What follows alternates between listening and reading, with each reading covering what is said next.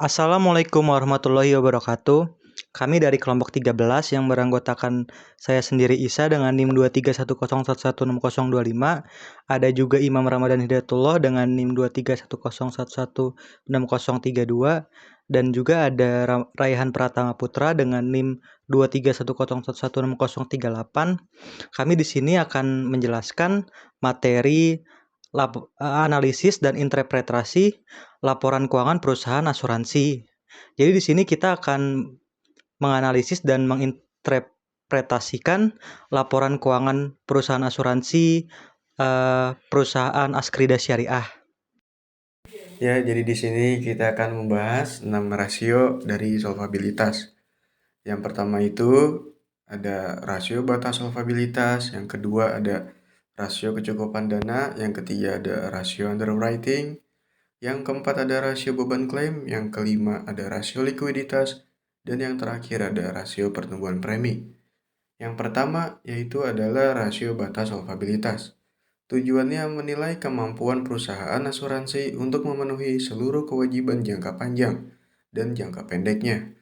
Yang kedua ada rasio kecukupan dana, mengukur apakah dana yang tersedia, baik dana perusahaan maupun dana peserta seperti tabaru, cukup untuk menutup seluruh liabilitas. Yang ketiga rasio underwriting, menilai keuntungan atau kerugian dari kegiatan inti asuransi. Yang keempat ada rasio beban klaim, mengukur persentase kontribusi premi yang digunakan untuk membayar klaim. Yang kelima menilai kemampuan perusahaan untuk membayar kewajiban jangka pendek secara tepat waktu, terutama klaim dan beban operasional. Dan yang terakhir atau yang keenam rasio pertumbuhan premi, mengukur pertumbuhan bisnis dari tahun ke tahun berdasarkan penerimaan premi atau kontribusi.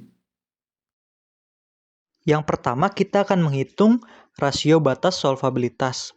Rumus rasio batas solvabilitas sendiri adalah aset yang diperkenankan atau AYD dibagi liabilitas line card dari dana perusahaan atau dana tabaru dikali 100%. Yang pertama kita akan menghitung rasio batas solvabilitas dari dana tabaru. Berdasarkan data dari laporan keuangan tersebut, kita menghasilkan 630.411,36 juta dibagi 539.731,19 juta dikali 100% yang menghasilkan 116,8%. Lalu untuk dana perusahaan, data yang didapat adalah 361.517,86 juta dibagi 205,5,58 juta dikali 100% yang menghasilkan 176,3%. Jadi setelah kita mendapatkan data tersebut, kita bisa mengasumsikan bahwa PT Asuransi Askrida Syariah memiliki tingkat solvabilitas yang sangat kuat. Untuk dana tabaru, rasio solvabilitas tersebut mencapai 116,8%, sedangkan dana perusahaan mencapai 176,3%. Angka ini jauh di atas batas maksimum 100% yang disyaratkan oleh regulasi. Ini menunjukkan bahwa kemampuan perusahaan dalam memenuhi kewajiban jangka panjang. Namun, rasio solvabilitas sebelum penyesuaian bahkan lebih tinggi, 347,67% untuk dana tabaru dan 3.776,27% untuk dana perusahaan. Ini mengindikasikan bahwa aset perusahaan mungkin belum dimanfaatkan secara optimal.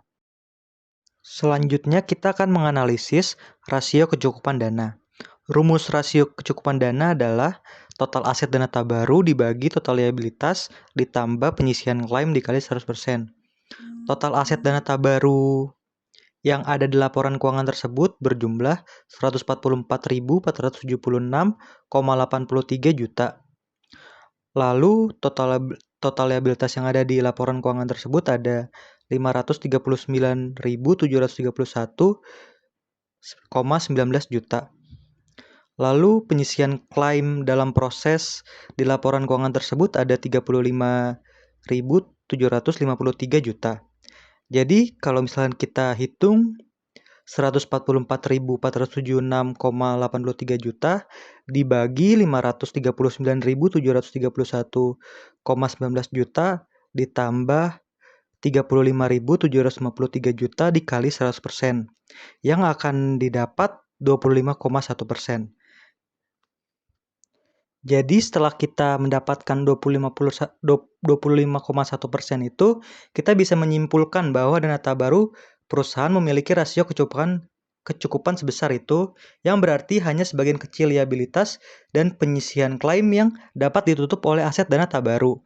Hal ini sangat wajar dalam modal asuransi syariah, karena dana tabaru bersifat kolaboratif dan biasanya didukung oleh mekanisme cord atau reasuransi. Meski demikian, perusahaan perlu memastikan bahwa sumber dana pendanaan tambahan tetap tersedia untuk menjaga stabilitas keuangan. Selanjutnya, yang ketiga ada rasio underwriting. Rumus rasio underwriting itu sendiri adalah surplus underwriting dibagi kontribusi neto dikali 100%. Surplus underwriting tahun 2022 di laporan keuangan tersebut berjumlah 25.215,19 juta.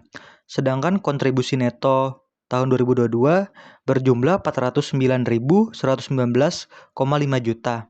Yang kalau kita masukkan ke rumus tersebut menjadi 25.215,19 juta dibagi 409.119,5 juta dikali 100%, yang akan menjadi 6,16%. Setelah menghitung rasio underwriting tersebut, kita bisa menyimpulkan bahwa rasio sebesar 6,16% menunjukkan perusahaan mampu menghasilkan surplus dari aktivitas underwriting. Namun rasio ini tergolong rendah, menandakan bahwa biaya underwriting dan reasuransi masih cukup tinggi. Untuk meningkatkan profitabilitas, perusahaan dapat melakukan evaluasi terhadap portofolio risiko dan menegosiasikan ulang kontrak reasuransi. Rasio beban klaim. Rasio beban klaim perusahaan mencapai 75,79%, yang berarti sebagian besar kontribusi neto digunakan untuk membayar klaim. Angka ini termasuk tinggi dan dapat mempengaruhi profitabilitas jika tidak dikelola dengan baik. Strategi mitigasi risiko seperti diversifikasi produk asuransi dan peningkatan kualitas underwriting diperlukan untuk menekan rasio ini ke tingkat yang lebih optimal. Rasio likuiditas. Perusahaan memiliki posisi likuiditas yang sangat baik, dengan rasio likuiditas gabungan sebesar 235,39%, namun rasio likuiditas dana perusahaan yang mencapai 453,51% menunjukkan adanya kelebihan aset lancar yang mungkin tidak produktif. Perusahaan dapat mempertimbangkan untuk mengalokasikan sebagian dana tersebut ke instrumen investasi syariah guna meningkatkan pendapatan. Rasio pertumbuhan premi. Pertumbuhan premi perusahaan mencapai 23,94% pada tahun 2022, menandakan ekspansi bisnis yang sehat. Namun, pertumbuhan ini perlu diimbangi dengan peningkatan kapasitas underwriting dan manajemen risiko agar tidak membebani rasio beban klaim di masa depan. Oke, terima kasih telah menyaksikan video pembelajaran dari kami kelompok 13. Ada pesan dari Bernard Baer untuk kalian. Pesannya adalah